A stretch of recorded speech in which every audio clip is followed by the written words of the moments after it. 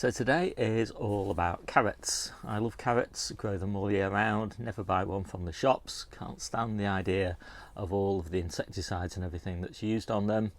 So yeah, very important crop for us. We grow well over 1,000 carrots a year. We grow most of them in the ground because we are blessed with sandy soil that is free of stones. So it's perfect for carrots, pretty much terrible for everything else. Weeds love it, so we always mulch it with a sterile mulch of about 1 inch of compost, and get that compost from the spent potato compost that we also grow in containers. So I'm going to take you around, show you all the things we're doing with carrots this year and the nets that I'm putting on and all that sort of thing. Let's have a look. So I've just taken the temporary nets off these autumn carrots, and I'm just building the little frame that I'm going to use to support the permanent nets.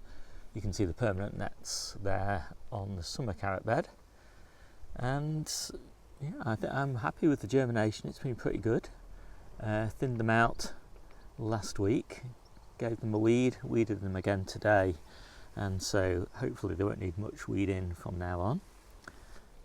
I've got them about 1 inch apart, which is good, I think, for carrots for harvest in autumn. For carrots you want to harvest in winter and spring, a little bit bigger spacing is better, maybe 2 inches, and the benefit of that is you just get bigger carrots. So I like smallish carrots, so this is perfect for me. Plenty of space for them to spread out, obviously, in between the rows. So going to get this net on. The way I build my frames, always the same: fence pins, eye savers on here, eye savers on here. Cross pieces are just joined together with cable ties. And that's what we end up with. I personally am not worried about the use of the odd cable tie. I'm much more concerned about microplastics getting into the food supply, and do everything that I can to eliminate that. In particular, significantly limiting the amount of fleece that I use, and much preferring proper plastic, which just doesn't drop as much microplastic as fleece into the soil. So yeah, let me just get this net on. I really like using these little clips to secure everything. You just kind of get one corner tight, and then sort of work your way along, tightening everything up as you go. It's nice and floppy at the moment, but hopefully it'll look pretty good in a minute. So there we go, that's all done. It'll be quite an assault course for any fly to get through that, I think. I also recommend Nigel Muddy Boots channel, because he's got a really nice carrot growing setup, and he uses bungee cord and to wrap around and to hold the net close to his frame, and that looks like a really good idea, so I might try that in future years. But for now, this works, it's always worked, so it'll do for me. Oh, Nigel also happens to have a code for the net I use. I also use the same as Nigel, the Easy Nets net. It's pretty good. This is a few years old now. It's got a few little tears and whatever in it, but it's pretty good. So I think you can get 10% off. I'll put Nigel's code actually in my description of this video, and if you want the net, you can get it from there. So this is my winter and spring carrot bed, and because it's for winter and spring, it will actually have a polythene lid over it in about November, late November, early December time. Just keeps it frost free, keeps the carrots growing nice and healthy. I actually cut the tops off the carrots, and then they kind of regrow, nice lush growth, and no sort of big mouldy tops on top of them, and they just seem to stay super healthy, super sweet all the way through winter.